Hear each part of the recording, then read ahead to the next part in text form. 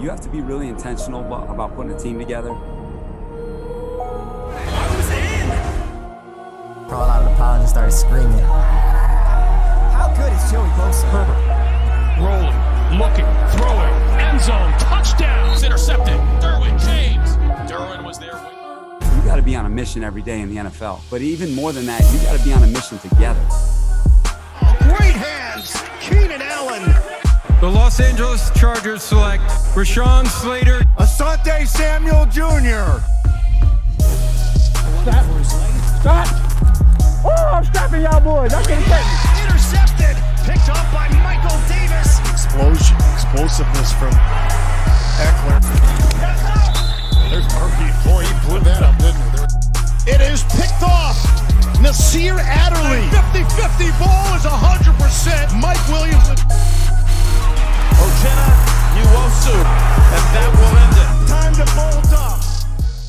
Welcome to another episode of Chargers Unleashed. Jake Hefner and Dan Wolkenstein here with you from the LAFB Network. Today's show, of course, is being brought to you by UFC Fit and Temecula, Charger Bolt Family, Golden Road Brewery, and MyBookie. Dan, it wasn't pretty.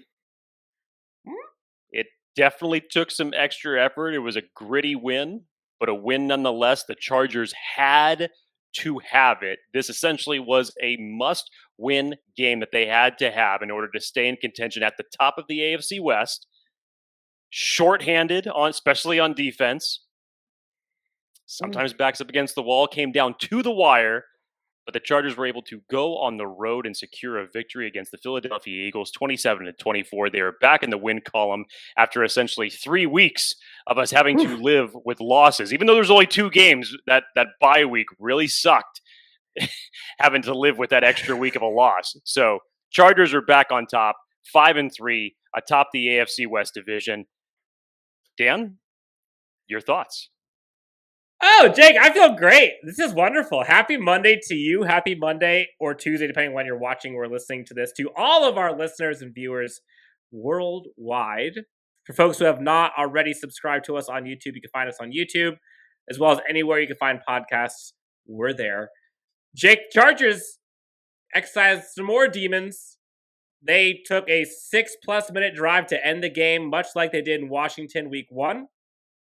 They went on the road in Philly, beat the Philadelphia Eagles, although there wasn't pretty, like you mentioned. Defense still needs some help. There's some issues. Special teams looks much better. Justin Herbert back to his MVP form. Keenan Allen back to being the Slayer. Left side of the offensive line looks pretty. And 4th and Staley is still in effect. I think it was 4 of them that happened this past game. Jake, look. For as much as we want to sit here and nitpick, which I'm sure we're going to do, Chargers just won a football game. Like, look around the NFL. The Jags just beat the Bills. Like, imagine the Bills fans right now. Like, the Cowboys just got railroaded. Like, it's hard to... The Vikings almost beat the Baltimore Ravens.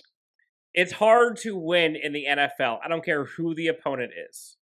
So a win's a win. You'll take it. Game balls, teams off till Wednesday. Life is good as a Chargers player and fan. Jake, I didn't get one single text message from you all game long.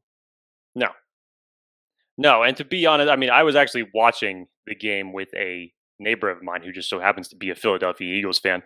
And to be honest, we were both so humble with how his team is what it is and what they need, and I was humble, of course, being a lot more pessimistic, but also being able to correctly predict how the game was gonna go, and I was giving him more hope because every time that the Chargers would score, I say, dude, right now you have us exactly where you wanted us. The glory for the Chargers only lasts for so long, and sure enough, right when the Chargers would score, the Eagles would march right back down the field and match by putting another touchdown in the end zone.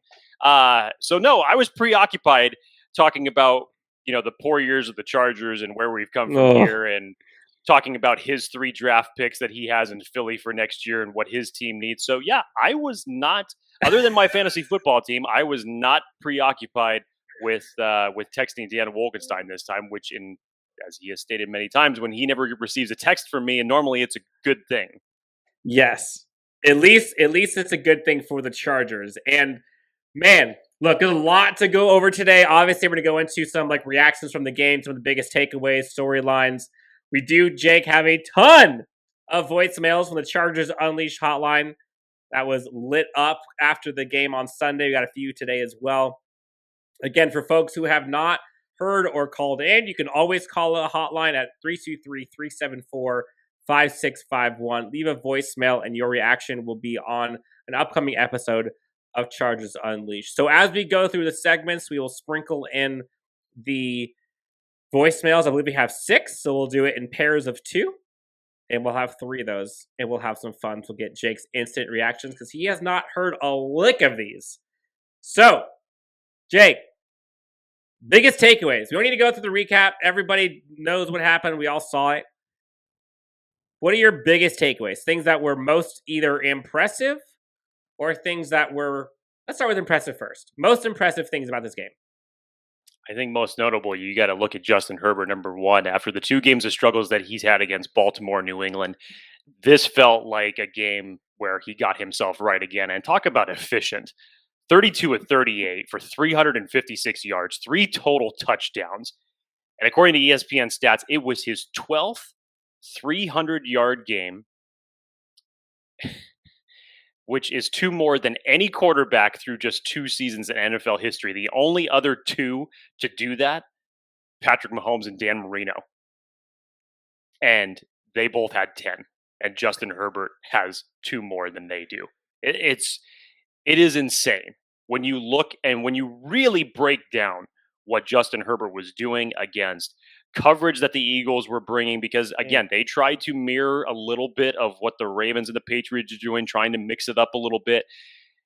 Herbert definitely seemed a lot more in sync with his receivers this time around. As you mentioned, Dan, the offensive line did a much better job in giving him protection this time.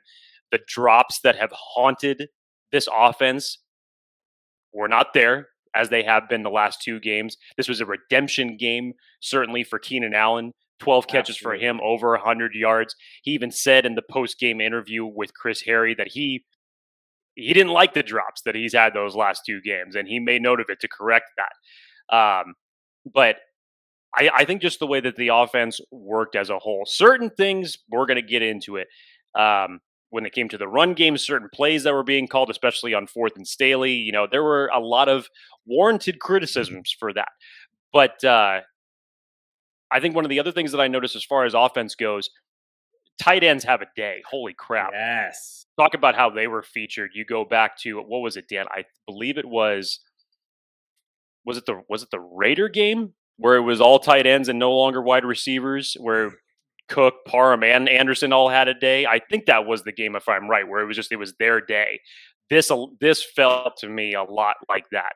Jared Cook, Donald Parham, and especially Steven Anderson was contributing big time in this game. A lot of creative plays that they had for them, especially around the goal line. And you saw increased snap counts for both Josh Palmer and for Jalen Guyton. Nothing big, but I like the increase in snap counts, and hopefully Justin Herbert is going to be looking their direction more often. So as a whole, for the offense in terms of the passing game goes, and Justin Herbert especially, this was a bounce-back game for them, and it looked more like the team that we have seen weeks prior. Talk about the tight ends, man. Jake, 11 targets to the tight ends across those 3. 11 targets, 11 receptions, $126, and 2 touchdowns. I will take that production from my tight end group every day of the week. And you saw it wasn't just little plays. Like, you saw 20-yard catches from, I believe, all of them. So, tight ends, I think, was one of my favorite parts of this game. And there were a couple times you saw 3 tight end sets at the goal line where Steven Anderson lined up as fullback. And I was like, oh, give me this all day long. Steven Anderson. It was a fantastic play. It was 2 of those plays for his. The first drive that ended up stalling in the red zone when he brought it down to the 3. It was a great...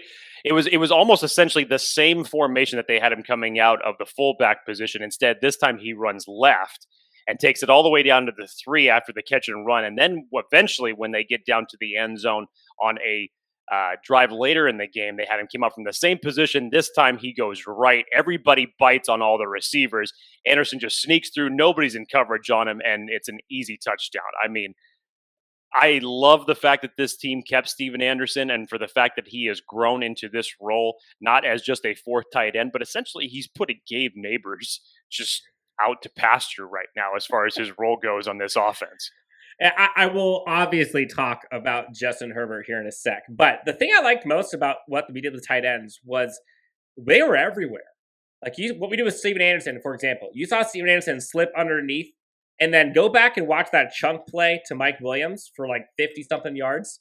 Steven Anderson does the exact same play where he slips out and then he's supposed to end up blocking. Doesn't end up blocking very well, but still, same play that went for the touchdown ends up being expanded out, 60-yard, 50-yard, whatever it was, catch to Mike Williams. Donald Parham let's talk about the mismatch. 6'9" versus 6 foot Darius Slay, stiff arms, walk-in touchdown, like it was easy. Jared Cook's getting touchdowns, getting field goal, 2-point conversions. I mean, say what you will, this tight end group is a problem for folks. And you mentioned it. Keenan Allen had a redemption day for sure. 12 receptions, over 100 yards. One ball at the very beginning of the game from Justin Herbert went through his hands, but it was like on a rope, a little high. He technically probably still could have gotten it, but still.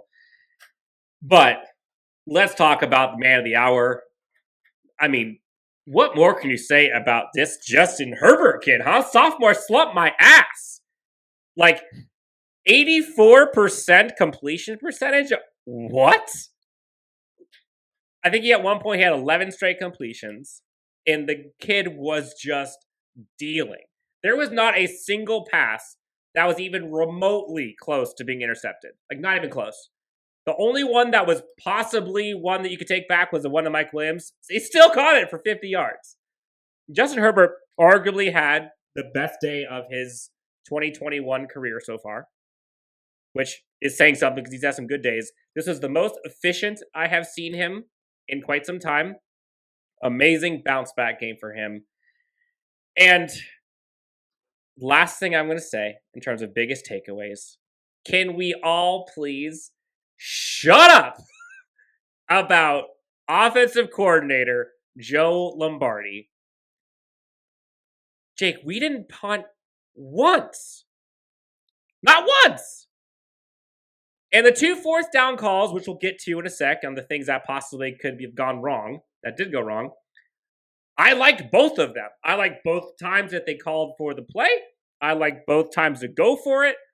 The only thing I didn't like was personnel on one. But still, every single 4th down that we went for, I 100% agreed with. And arguably, we should have gotten all of them. But still, Joe Lombardi had that offense humming. There was on the last drive, that 6 minutes drive for the Chargers to go down and kick the game-winning field goal. There was I want to say it was a run pass, RPO, to Steven Anderson for like 15 yards on 2nd and 16, I believe, or 1st and 15. Arguably the best play call of the day. I think everyone thought we were going to be running a draw play there. Joe Lombardi was in his bag yesterday, and I think deserves a lot of credit for what we saw on this tape. And look, we can nitpick a few things here and there, but when your quarterback is throwing an 84% completion percentage and your offense doesn't punt, you go 97 yards in your first possession, like, you're doing something right. So kudos, credit where credit is due. Joe Lombardi had a day. And look, man, don't look now. Chargers are 5-3, top the AFC West, like you said. Yes, the efficiency here, Dan, in terms of offense, was very impressive, and I love it. It's just, Keenan Allen isn't able to cross the plane for the end zone. The ball, and obviously the Chargers end up turning it over to the Eagles. It's Joe Lombardi's fault. It is. I definitely believe the personnel on the 4th and short play were, if your whole mantra is to put the ball in your best player's hands, why in the hell is Josh Kelly taking a 4th down run? I don't get that one iota. That is one of the biggest criticisms, and I think justifiably so, that everybody has with this right now. But talk about efficiency, Dan. check this out for the offensive drives for the Chargers. Whether they got stalled or they scored, 15 plays, 6 plays, 7 plays, 9 plays, 4 plays, 10 plays, 15 plays. It's pretty damn good. It's pretty damn efficient. And as like you mentioned, the Chargers did not punt one time. And those last drives that I said, even though the low numbers, 4 plays, 66 yards in a minute 56, and the Chargers put 7 on the board on that. 9 plays, 57 yards. They got a field goal out of that. 15 plays, 64 yards. This was the backbreaker at the end of the game. 6 minutes and 5 seconds. Technically 6 minutes and 7 seconds, considering that they left 2 seconds on the clock. But that, as you said, Dan, that was like the drive at the end of the Washington game where you think to yourself, the way that this game has gone, every time that the Chargers have put one in the end zone, the Eagles have been able to come back and score another one. This time, we just decided, you know what? We're not going to give the ball back to you this time. And we're just going to drive it down your throat and make this just a slow and painful death for you at the end of the game. And the Chargers won the game off of their field goal kicker? What? Am I reading? Before we get to the special teams, because we're going to be talking a lot about special teams. We got a lot to talk about with this defense. Set your recording devices, because this is going to be a rare time that happens. In a positive light, anyway, that's for sure. Yes, in a positive light. Jake, we had quite the number of Chargers Unleashed hotline voicemails. So I say we get going on those. Let's get 2 of those going now.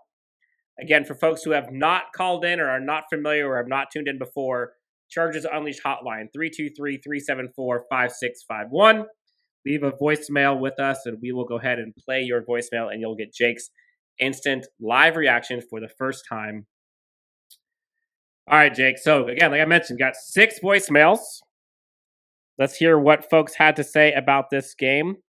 Someone from the 570 area code called in. Let's hear what they had to say. So this game was a really tough game. This was kind of surprising, too, because it was probably the best game the offensive line had. I mean, even Storm Norton and Michael Schofield, they played pretty well all game. And the Eagles' pass rush really never got home to Justin Herbert like I thought they would. I think, obviously, the run defense, we can talk about that all day. We know what it is. It's not great, but it has to be just good enough. The real concern this game was the secondary, how guys were holding up. Everybody was hurt, and the guys who were healthy, they were just struggling. Jalen Hurts made a lot of surprisingly good throws, but this was just a big win. It was a must-have win. The Chargers needed it, and they got it. And I also want to say the last 2 things is credit to Andre Roberts, huge on special teams that game. And then Joe Lombardi's play calling was much better. I felt like the Chargers had more intent on a lot of their plays and had less of the bad plays that we've come to know for the first 7 weeks. So both up, it was a big win. That's a lot of points there, Jake. I'm trying to figure out which one I want to start with. Let's get the special teams one out of the way, because that was an obvious one. When I'm watching that, especially Andre Roberts' last return, I think it was of 39 yards, if I'm right, Dan. Again, I got my neighbor who's a Philly fan that's sitting right there. It's like, I think that is the longest return that I have seen the Chargers make in the last 7 years. And it may be longer, and I couldn't remember it. But holy crap, look what happens when special teams actually ends up contributing positively to your offensive drives. I mean, this was a great day for Andre Roberts. This is, I think, what we were expecting the juice to him that he was supposed to bring last week. But again, you're going up against Bill Belichick, who's historically had one of the best special teams unit for the better part of 20 years. But this is what you wanted to see from your return game. This was the big reason why you waived KJ Hill, brought him to the practice squad, and you brought in Andre Roberts as your primary kickoff and punt returner. This was great in terms of making things easier for the offense to not have them start drives from inside their 10 or inside their 20 and drive 80, 90. The Chargers even had to do it at one point in this game, even though it yielded no points, but you drove 97 yards. It's amazing the fact that they still ended up doing it, albeit they yielded no points off of that drive. But damn, you don't want to have to see them doing that every single time. So credit to Andre Roberts for injecting some adrenaline into this return game that the Chargers desperately needed. Let's go to the defensive side of the ball. The Chargers came into this game severely shorthanded in the secondary. Mike Davis, Asante Samuel Jr., Alohi Gilman, all of whom were out. There was a rotation of Ryan Smith, Tavon Campbell, Kamen Hall. I know I'm probably forgetting one individual as far as who was brought in. Obviously, Chris Harris, who had one of the more forgetful days of his career because Devontae Smith made him look pretty bad on a number of different occasions that he ended up catching the ball. And the Eagles caught on to it very fast, and they picked on Chris Harris all afternoon. It wasn't pretty. But again, when you think of everything that the Chargers had as far as their deficiencies, lack of personnel in the secondary, other than Devontae Smith, the Eagles wide receivers were not really able to do much. Again, that goes to Jalen Hurts being able to run the ball himself, the success that the Eagles were having in the run game. I think they ended up having 172 yards total rushing. They had 115 by halftime. But, these are some of the games that you have these type of games and you find ways to win despite the injury bug. So we're not sitting here on a Monday talking about, oh, well, the Chargers didn't have this guy or that guy and this guy, and it probably would have been a much different outcome. Screw that. You found a way to win regardless of the fact. Like I said, period. You found a way to win. Right. It wasn't pretty, but you found a way to get it done. I'm a little, first off, thank you so much for calling. I'm a little on the fence about kind of this idea that Chris Harris Jr. had a bad day. Now, did he get exposed on a few plays? Sure. I believe he gave up 4 catches for 80 yards on the day. But Jake, as a team, the Eagles had, I want to say, 155 yards passing. Granted, Jalen Hurts missed a wide open Goddard. That would have been a touchdown. I believe that was actually on Chris Harris as well. 150 yards. The Chargers had 200 more passing yards than they did. So as much as we want to sit here and complain about the fact that Chris Harris Jr. had a horrible day, could he have had a much better? Yes. Were there some bad plays? Sure. But look who the Chargers had in their secondary. They literally had their 3rd, 4th, and 5th string corner going. Dan, let me just say this. I think the Chargers were very fortunate who they were playing against at quarterback.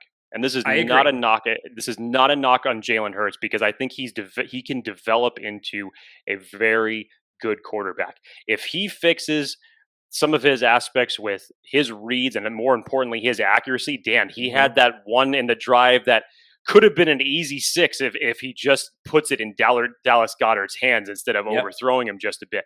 If he fixes some of his accuracy issues and was a more comfortable passer at this point in his career, the Chargers probably lose this game because you probably are able to be more multiple with your offensive calls. The run game was obviously working. You'd been able to set up the pass a lot better other than Devontae Smith having a big day. And yeah, I think the Eagles probably would have been more efficient with a better quarterback at the helm yesterday. For them, fortunately, that wasn't the case. So, yeah, I think that they were fortunate enough that with the injuries they had in the secondary that they were able to get out of there because you couldn't use Derwin James close to the line of scrimmage. You had to have him back there basically as a safety blanket that entire game. Same with Nasir Adderley. You had to keep them back of the backfield. They were not able to get up at the line of scrimmage. Yeah. You were not able to get them at the line of scrimmage. You're not able to bring them on any type of blitz packages because you couldn't risk it. You couldn't. Nope, I agree. All right, next one. This was a quick one. We'll see. This is a 12-second voicemail. Let's see what this one has to say from the 806 area code. 12 seconds. What's up? This is Grant Moore from Texas. I forgive Hopkins for the missed extra point. Go ahead and build the statue. Put Herbert back in the MVP discussion. Good day, sirs. Okay, so Jake, sirs. Hopkins is redeemed. He has a statue built for him. Justin Herbert's MVP. Good day. Simple enough. Hey, look. other than a missed PAT, there's nothing that you can knock on Dustin Hopkins, and that's 2 games in a row now. Other than this one PAT, he has been absolutely flawless. So if the foundation of his statue is currently going up in front of SoFi Stadium right now, so be it. Because as of now, for as long as the Chargers have been in that stadium, he has been the best kicker that has been part of this team for this season thus far, since they have been in that stadium. And Justin Herbert in the MVP race, I'm not quite ready to say that. I think it's a hard mountain to climb if you're going to get over guys like Lamar Jackson or even a Kyler Murray, even though he didn't play. Already. But yeah, it's that mountain just seems impossibly high for how people would value him. I love the idea of it. Trust me, I understand that without him, I don't even want to fathom what this team's record would be, and I get that. But let's pump the brakes just a little bit. All right. So before we go any further, Jake, our good friends over at MyBookie have been gracious enough to be supporting us. Why don't you tell the people what they can do with MyBookie these days? Well, Dan, as we inch closer to the NFL playoffs, there are some pivotal games to be on the lookout for this weekend. Of course, the Chargers take on the visiting Minnesota Vikings, hoping to keep the win streak alive, get to 6-3, but they have a tall task ahead of them. We know with their run defense, Dalvin Cook's coming to town. The Minnesota Vikings are coming to prove something, so it is not going to be an easy game by any means. But the Chargers are going to look to continue rolling as they take on the Minnesota Vikings. Don't wait, head to MyBookie today to redeem your double-digit deposit bonus so you can get in on the game and start winning now. Use the promo code LAFB to receive double your first deposit instantly. That's promo code LAFB so you can double your funds to double your winnings. Bet anything, anytime, anywhere with MyBookie. Jake, so look, we talked about a lot of good things about this game. Let's get into some of the bad real quick. So I think the dead horse here that can be beaten is the interior defensive line and our rush defense, which I know we're going to get to. One of the things that really drove me nuts about this game, Jake, was the lack of containment on a one Jalen Hurts. It seemed like surprise you though? Does it surprise honestly it did surprise me given Okay, I can't wait to hear this. Given the coach and given the personnel that we had. And there were a couple times where we were darn close, but it just didn't work. It's kind of a tale of two things because I loved the pressure that the Chargers brought on that last defensive series versus the Eagles. The Eagles ended up getting a touchdown. But if you go back and watch that series, like they brought pressure multiple times. The problem was defensive ends crashed inside and broke containment or allowed Jalen Hurts to break containment. You can't do that. If you're going to bring pressure, you have to stay outside and bring pressure from the inside. Like you have to. We were so close on a few of them. But allowing him to scramble outside, I want to say he had like 5 first downs via the run. You cannot... Yeah, what was it? Just over 60 yards rushing himself. You cannot do that against a quarterback who is not an accurate passer. You would rather have him sit back there for 20 seconds than scramble away.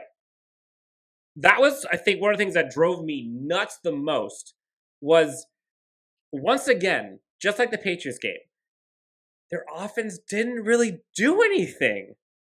Yet, they were still in this game because of untimely mental breakdowns.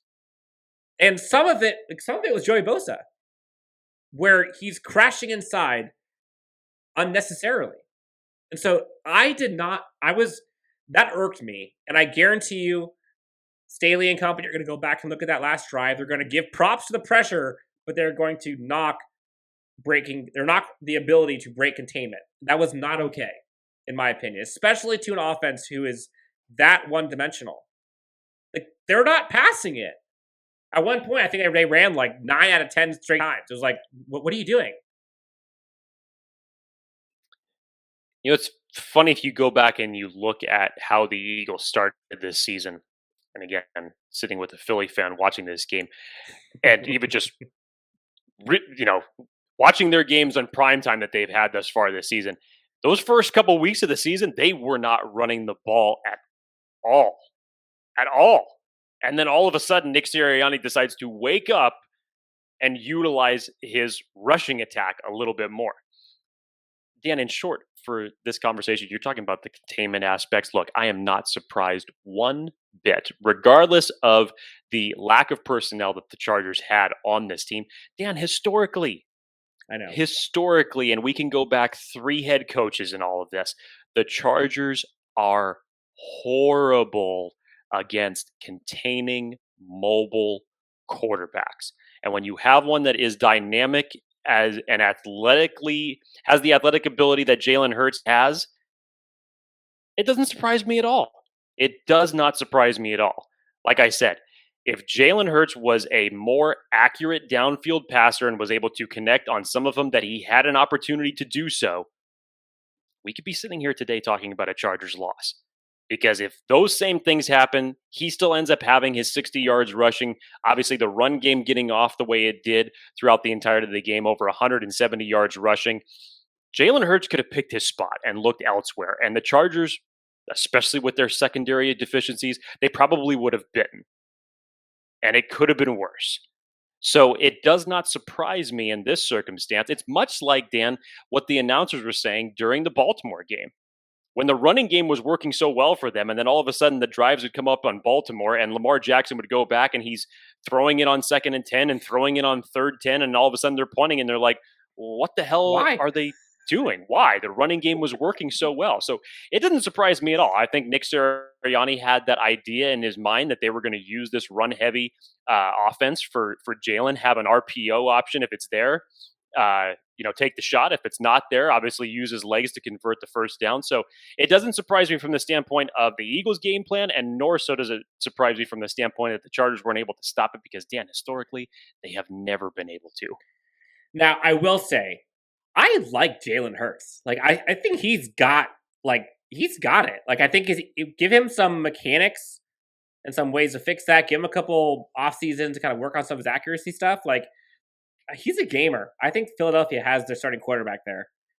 Granted, they also have 3 first-round picks coming up in the next draft, so they got some options ahead of them.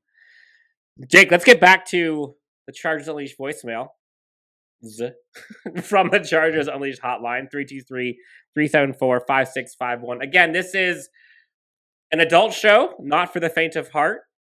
Apologies for yes, the things that are coming. But look, guys and gals, we were in our feelings from this game. Chargers fans have been dying for a victory, and they got it. Let's hear what the voicemail has to say from the 804 area code. Let's fucking go. Motherfucking Justin Herbert for the motherfucking MVP, baby. This is how we going. Hey, this Quentin Castle calling from Petersburg, Virginia. I know it's a little weird. East Coast fans, we doing it out here too, goddammit. Hey, that was a nail biter. We pulled it out in the end. Thank God for a kicker, because we've been looking real shitty the last few weeks. Excuse my language. But Lord Jesus, thank you, Jesus, for a kicker. That's the wife in the background. Let's go, both. Both up. You know it. Both gang or don't bang. We got.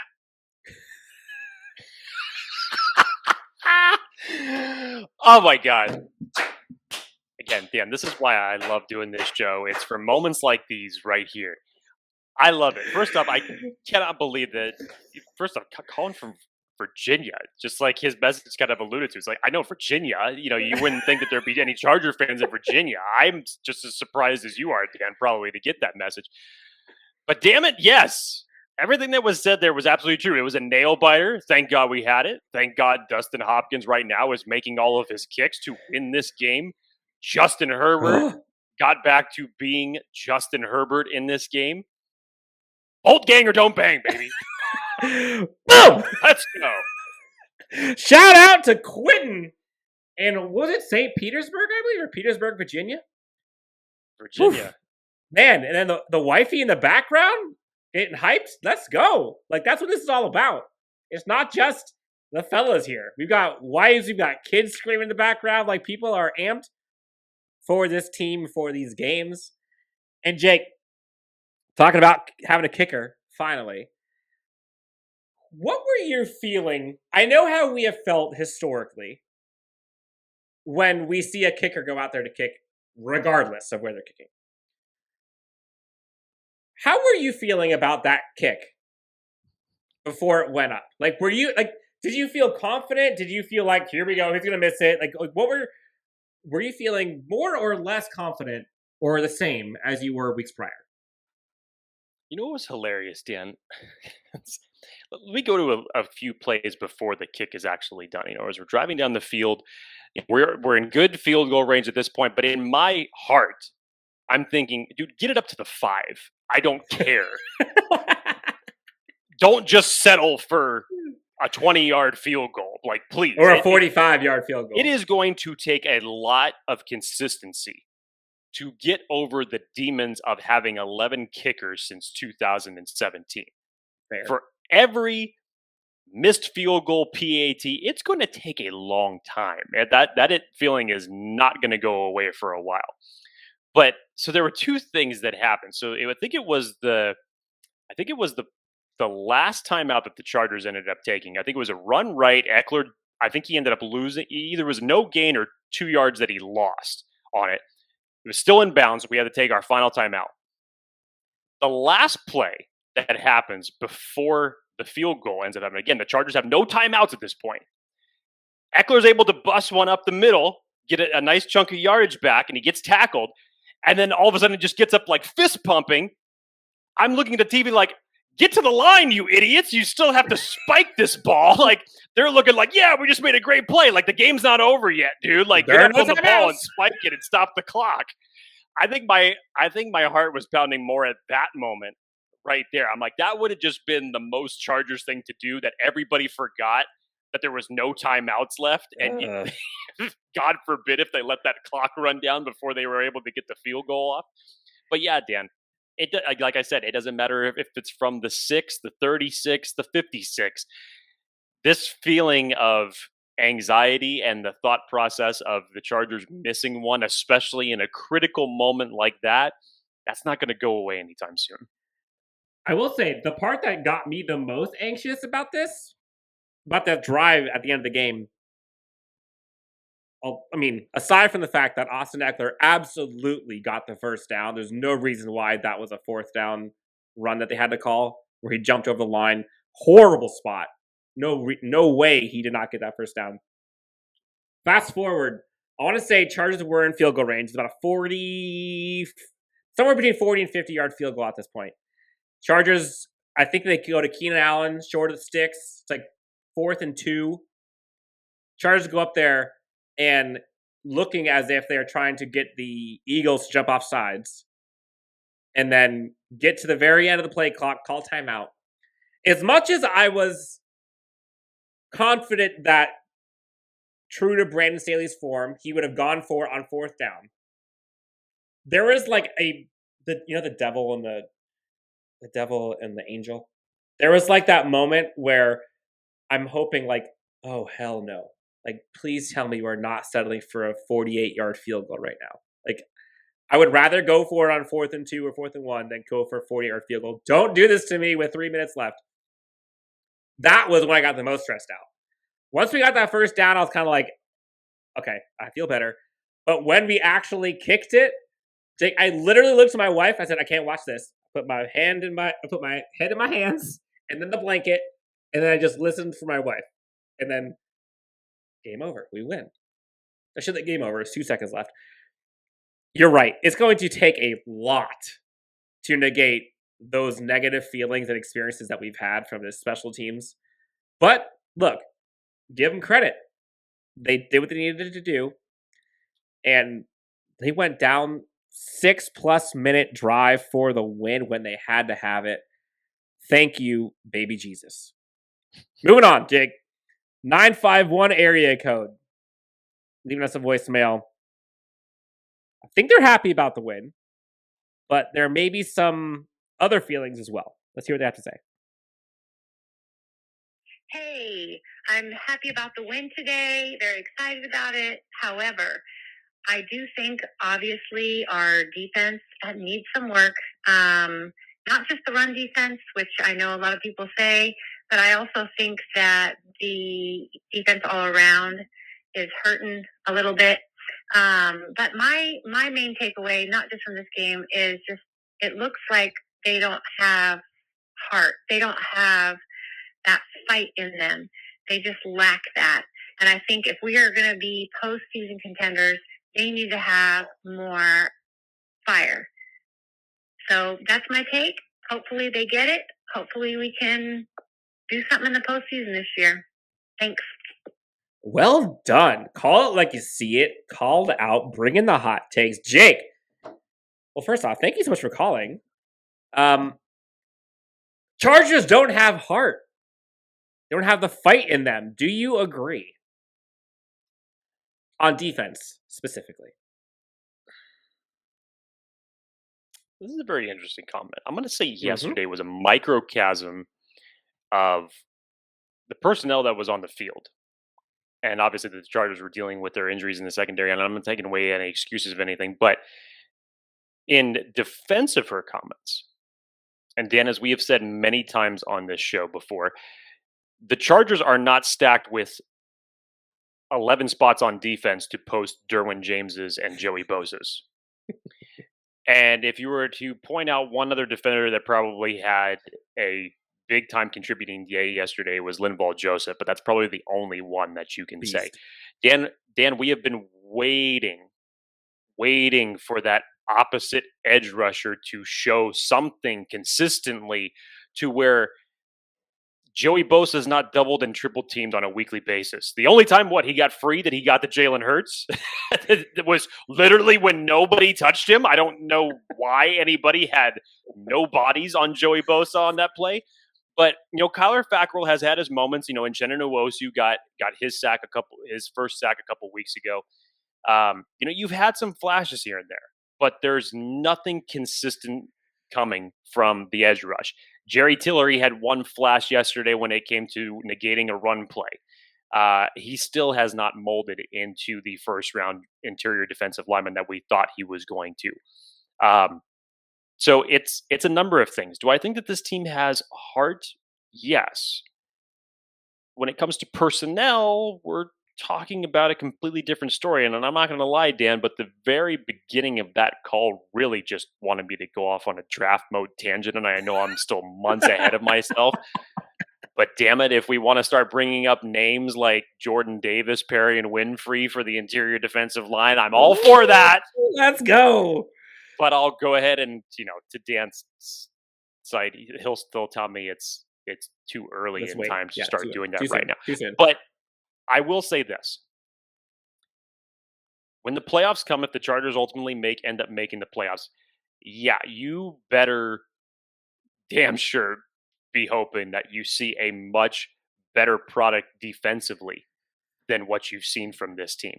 I don't know how you're going to fix the interior of the run defense. I do not believe that's going back until 2022. I've said that numerous times.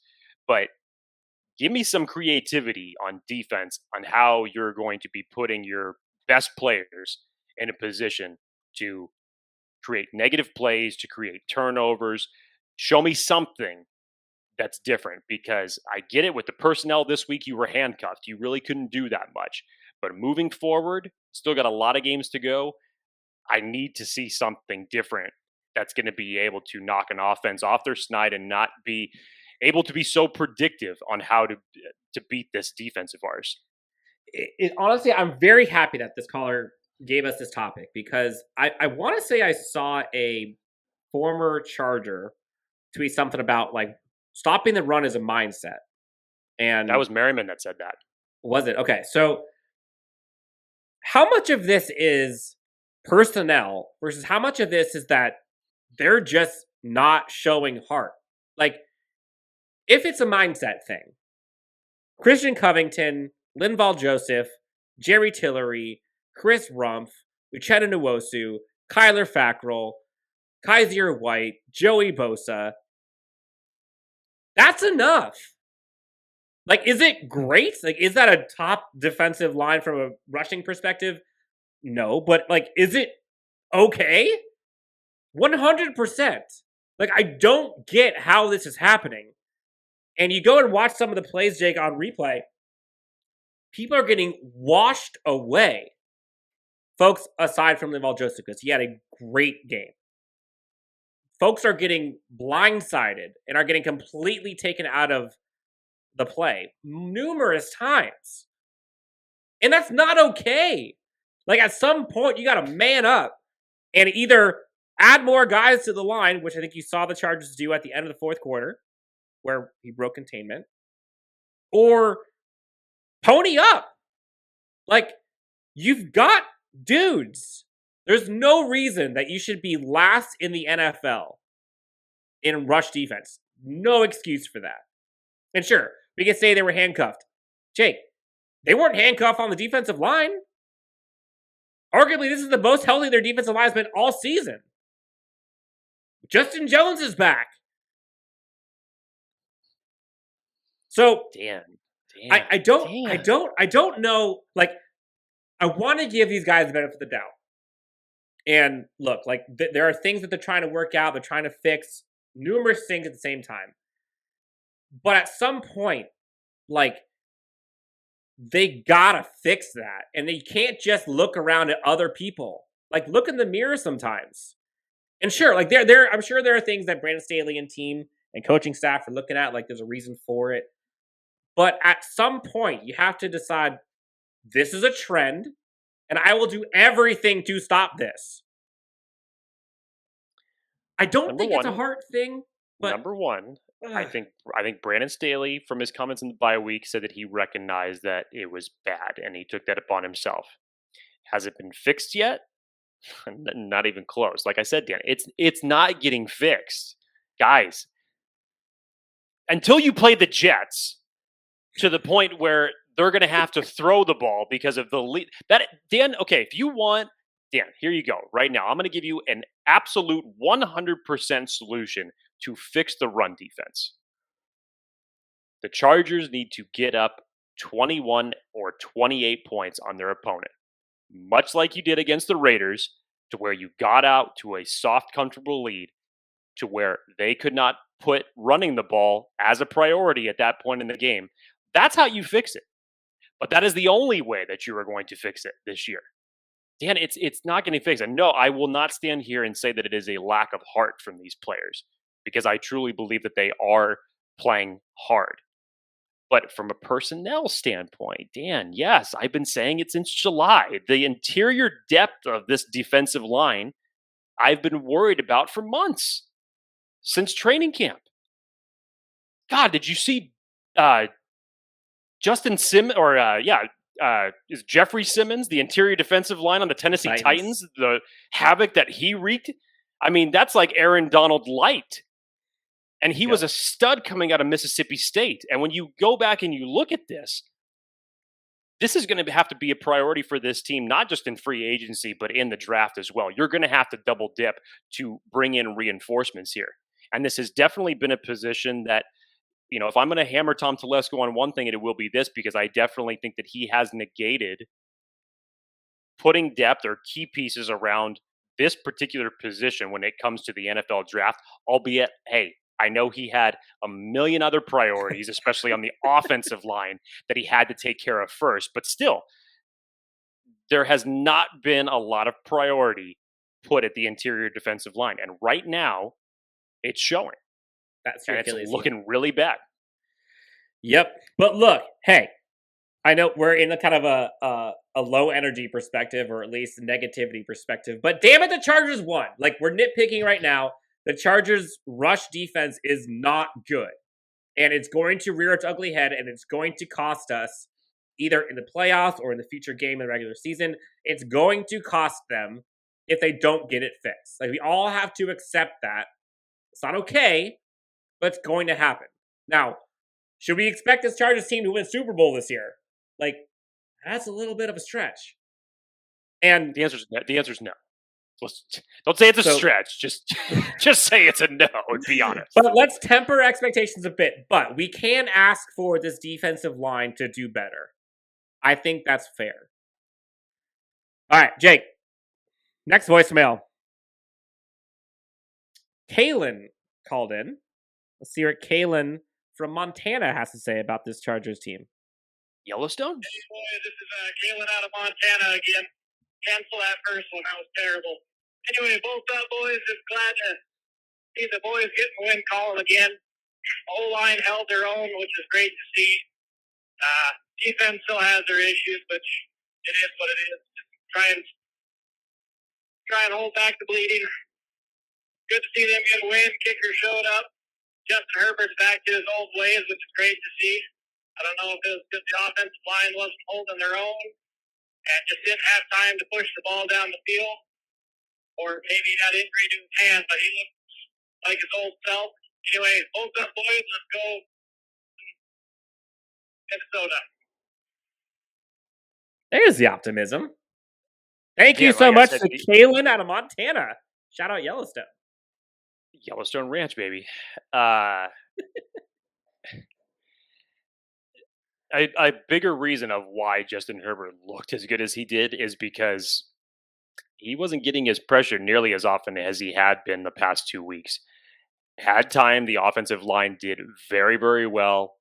You talk about going, I think there was a stat, Dan, that compared the three, if you went from left tackle to center, the left tackle, left guard, and the center that the Chargers had last year, I think in total gave up 120 pressures, just those three alone, which is scary enough.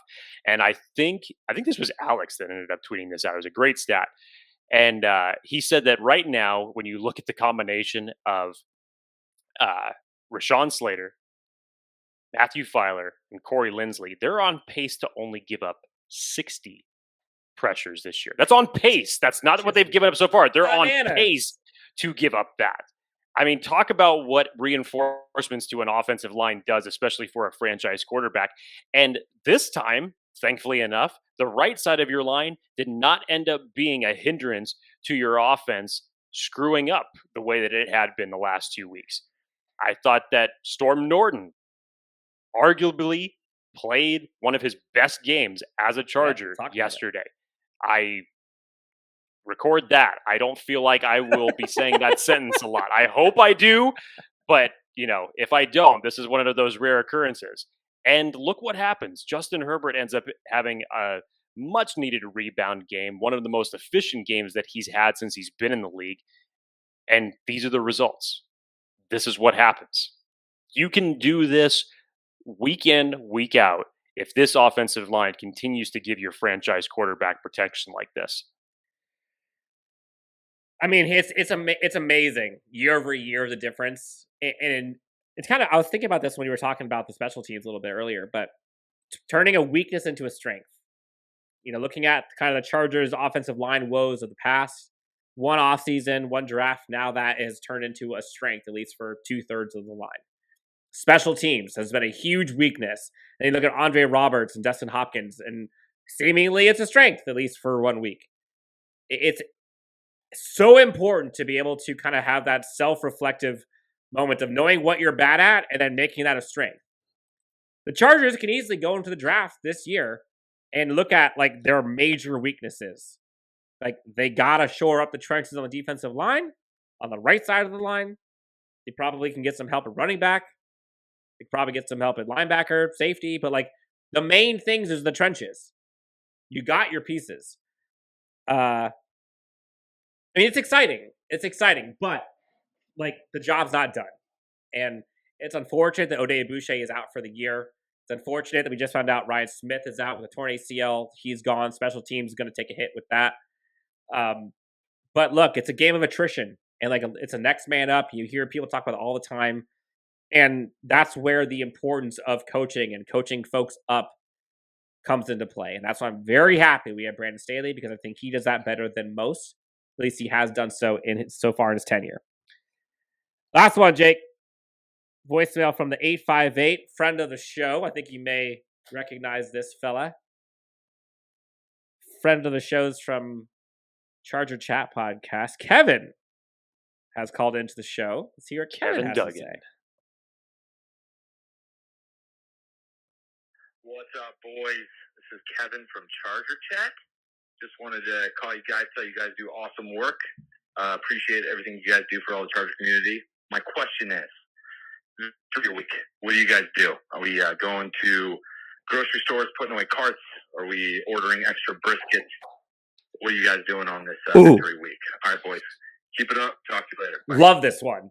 First of all, let me just highlight Kevin Duggan from Chargers Chat Pod because he is fantastic. I have been on his show a couple times now with he and the guys, and he's always told me, prior to us doing our interviews, that he always will throw what he calls it like the idiot question, as it was what he throws in at the end of his questions, just like the goofy, random, off the wall question.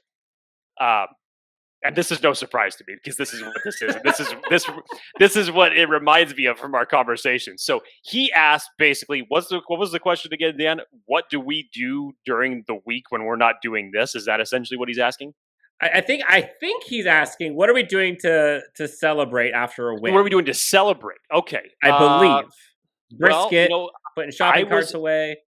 I was fortunate enough last night. This was all due to the timing. Season 4 of Yellowstone started last night. My in-laws, as well as my parents, religiously watched the show. So we were, of course, very much looking forward to Yellowstone season 4. So the timing was just right. You get a Chargers win, game's over at 4:00. I run home, and I've got about 10 slabs of chicken that have been marinating in mango marinade for the past 24 hours to fire that up on the barbecue. We did that with one of my wife's actually signature salads that she does with spinach, raspberries, and she has, I believe, if I'm correct, it is a poppy seed dressing that she does, if I remember that correctly. And then, of course, my mom brings like 6 vegetable and fruit platters and peanuts and whatnot. So it was a great night. It was a perfect timing. That was a great meal to celebrate on. Attaboy. I went and had barbecue to celebrate as well. I went to Phil's Barbecue. Shout out to them. Incredible. Yeah, and also, by the way, who doesn't put shopping carts away? Like, it's not that hard. Jake? I mean, not all the time. I know that this is going to piss Kevin off because I know that he's put up his videos. Yep. Basically saying what would Justin Herbert do? So I will admit I am not flawless when it comes to putting away shopping carts. Okay, well then I'll call you out here, Jake. What does Jake Hefner do? When it comes to the shopping carts? Yeah. You know what? Here's the thing. I will look first to see where the shopping cart docket thing is. If it's more than 100 feet away, what do you do? I kind of like look around first to see if there's any witnesses, and then I put it up on one of those, barriers that has the trees on it, or it's, separating the parking spots. So I'll do that first. If it's less than 100 feet, I will gladly push myself all the way there and then put it into the docket. But sometimes you get the dockets, like if you go to Costco on a busy day, the dockets are full. So it's like, what the hell are you supposed to do? Okay, but do you, I only say this because I know I do. Do you still sometimes ride the cart on the way back? Oh, it's 100%. I do that. Who doesn't want to, I mean, come on. I'm 36 years old. I have to relive some part of my childhood. Thank you. Yes. Kevin, thank you so much for calling into Chargers Unleashed hotline. Friend of the show, you're the best, man. Love what you guys do over at Charger Chat. If you haven't listened or seen them, go check them out. They're awesome. Jake, I think that's going to do it. Look, we talked about all of the positives. We talked about Justin Herbert. We talked about Austin Eckler. We talked about Keenan Allen. We talked about this coaching staff, offensive play calling. We talked about the bad. We talked about interior defensive line. We talked about kind of the Chris Harris stuff. We talked about what we need to do getting better. And obviously, we talked about all of the hotline voicemails and reactions from Jake. Jake, anything else you want to tell the good people before we sign off until our next episode? Dan, it always feels good to come on here on a Victory Monday, despite what you may think about my pessimistic thought process as it relates to this team and the history of this show. Podcast. But I will say this: when it's a win like that, when that is a win that historically the Chargers lose 9 times out of 10, this was the 10th, and we've had a couple games like this to where you're finding different ways to win. And on this day, it was on the foot of your kicker. On the other days, it's been from a fourth quarter comeback. On other days, it's been from a defense making a stop. It's just, hey, if you can find ways to win like this, ugly or not, as you said, Dan, it's hard to win in the NFL. So at the end of the day, is it pretty? Not always. Is it flawless? Hell no, it's not flawless. But it's a W in the win column, and that's all that matters. On to the Vikings. Chargers beat the Eagles 27-24, improved to 5-3, atop the AFC West, ahead the Minnesota Vikings come to town to SoFi. Jake, I will be at the game with a few friends and family. Cannot wait for that one. Chargers got a big test ahead of them. But right now, Chargers won last week, improved to 5-3. We are all on a high. Enjoy it. And we will talk to you next time on Chargers Unleashed. For Jake Hefner and his backwards hat, you can find him at Jake T. Hefner. Myself at Chargers Homer. Fourth and Staley t-shirts, you can find him at LAFB Network. We're selling them on our website. Go check them out. See him at SoFi. Until next time, enjoy the rest of your afternoon, evening, or morning. And we'll talk to you next time on Chargers Unleashed. You have to be really intentional about putting a team together. Crawled out of the pound and started screaming.